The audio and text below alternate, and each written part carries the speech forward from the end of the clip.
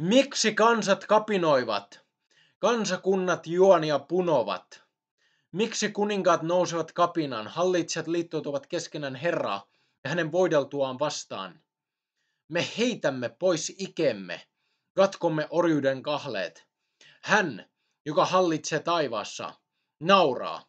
Herra pilkkaa heitä.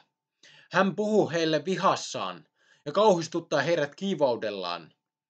Minä itse olen asettanut kuninkaani Sioniin, pyhälle vuorelleni. Nyt kerron, mitä Herra on säätänyt. Hän sanoi minulle, sinä olet minun poikani.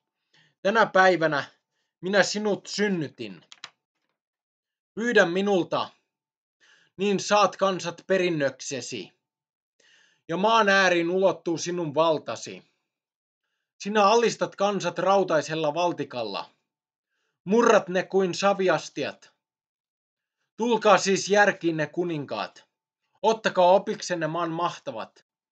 Pelätkää Herraa, palvelkaa häntä, vaviskaa, kohottakaa hänelle riemuhuuto. Tervehtikää poika hänen voideltuaan, suudelkaa häntä.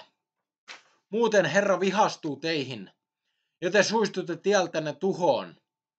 Sillä hetkessä syttyy hänen vihansa. Hyvä on sen osa, joka turvaa häneen.